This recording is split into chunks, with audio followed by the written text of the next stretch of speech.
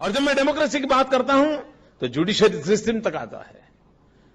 हमारा देश है कि जहां न्याय उस भाषा में मिलता है जो आम आदमी सहजता से उस पर विश्वास कर सकता है।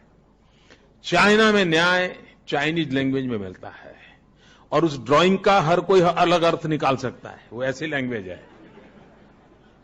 और इसके कारण विदेश के लोग चिंतित रहते हैं। हम एक एश्योरेंस दे सकते हैं, क्योंकि व्यापार रोजगार में कोई भी डिस्प्यूट हुआ तो जस्टिस चाहिए, ये व्यवस्था हम दे सकते हैं।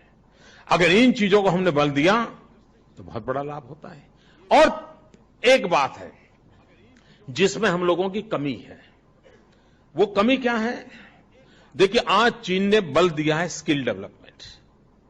हमारे देश में पूरी, और आज दुनिया में आप तो भी स्किल डेवलपमेंट की बात करेंगे, यूके की लीडरशिप को सुनोगे वो भी स्किल डेवलपमेंट कहेंगे, ईस्टर्न वर्ल्ड की देखोगे तो वो भी स्किल डेवलपमेंट, हर जगह पे एक चर्चा है।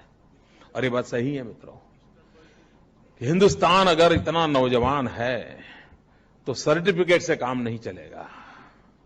मेरे पास डबल एमए का सर्टिफिकेट हो, ट्रिपल एमए का हो, उससे बात नहीं बनती है, स्किल चाहिए। और भाइयों बहनों, हमारे कांग्रेस के मित्र तो हमें दिन रात अखबारों में गालियां देते रहते हैं। 3 बातों की ओर बल देने की आवश्यकता मैं समझता हूं, और मैं समझता हूं अगर चाइना के स्पर्धा को हम स्पर्धा के रूप में लेना चाहते हैं तो भारत ने अपनी सोच में, अपनी योजना में, अपनी कल्पकता में 3 बातों को मूलभूत रूप से जोड़ना चाहिए। एक स्किल, दूसरा स्केल और तीसरा स्पीड। हम छोटा छोटा करेंगे तो नहीं होगा जी, बहुत बड़ी मात्रा में सोचना चाहिए, बहुत विशाल फलक, बड़े कैनवास पे सोचना चाहिए। ये हम क्या करते हैं, 0.1% आगे जाएंगे, 0.2%, उसी में कभी तो आएंगे 0.001% जाएंगे, यही इससे नहीं होता है जी। बहुत बड़ा सोचना चाहिए और देखना, बहुत बड़ा सोचते हैं। मैंने एक दिन प्रधानमंत्री से मेरी बात हो रही थी, मैंने कहा देखिए साहब, आखिरकार पूरे चीन की चर्चा कहीं नहीं हो रही है। वो भी दिखाते हैं दुनिया को तो सांघाई ही दिखाते हैं, पूरा चाइना थोड़ा दिखाते हैं।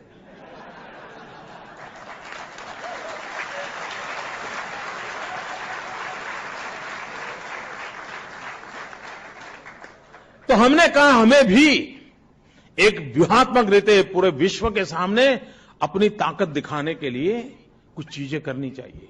ये 26 जनवरी को हमारे मिलिट्री पावर का शो ऑफ स्ट्रेंथ क्यों होता है? क्या वो हमारी मिसाइल वो विजय चौक से निकले तो ही देश सुरक्षित होता है क्या? वो दुनिया को दिखाने के लिए होता है कि बेटे हम भी दम वाले हैं, इसीलिए तो होता है जी। और हमारे लोग हैं, उनका भी विश्वास बढ़ता है, हाँ हमारे पास ये मिलिट्री पावर है, और इसलिए 26 जनवरी को बहुत बड़ी परेड में हमारी ताकत का दर्शन होता है। उसी प्रकार से बिजनेस वर्ल्ड में भी आवश्यकता होती है। तो मैंने प्रधानमंत्री के कहा साहब एक छोटा सा काम कर दीजिए, Ahmedabad Mumbai high speed bullet train चालू करवाइए। उससे क्या, मैंने कहा दुनिया को हमारी ताकत का परिचय होगा। ट्रेन से वो कोई बैठने के लिए आने वाला नहीं है, ये हम भी कुछ कम नहीं है, वो भी करना पड़ता है जी। अभी मैंने एक सपना देखा है, मैं पूरा करूंगा उसको।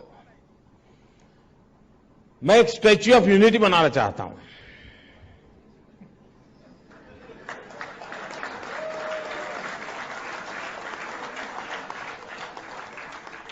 भारत को एक करने का भगीरथ काम किया था सरदार पटेल ने। उस सरदार पटेल का मुझे विशाल प्रतिमा खड़ी करनी है और उसको मैंने नाम दिया है स्टैच्यू ऑफ यूनिटी।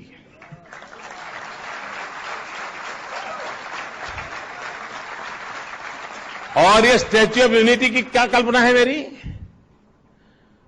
ये जो स्टैच्यू ऑफ लिबर्टी है उससे इसकी साइज डबल होगी।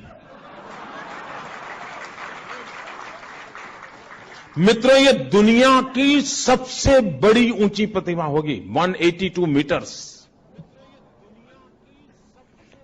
कोई 60-65 मंजिला मकान से भी बड़े सरदार पटेल खड़े होंगे। और मित्रों, मैं देखना चाहता हूं दुनिया उसके आके चरणों में आकर के बैठे।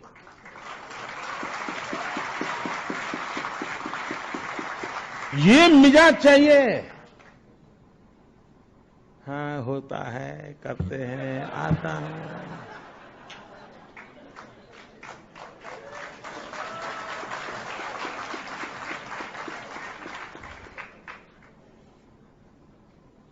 आपके पास समाज के लिए कुछ करने का इरादे भी चाहिए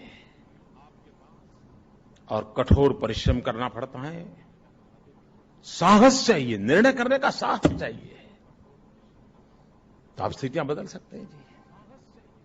हमारे देश में गंगा और यमुना की सफाई के लिए पता नहीं क्या कुछ खर्च नहीं हुआ है, और कितने प्रधानमंत्री आकर के गए उससे। हमने एक छोटा सा काम किया, छोटा ही पैच था, साबरमती हमारा रिवर फ्रंट बनाया। किसी समय हमारा साबरमती गंदी नाला जैसा था, आज जाके कोई देखे साहब, हिंदुस्तान में पहला ये प्रोजेक्ट हुआ है, सफल हुआ है, और काम ऐसा किया है कि उसका खर्चा निकल जाएगा। हम तो पक्के अहमदाबादी है ना, सिंगल फायर डबल जर्नी।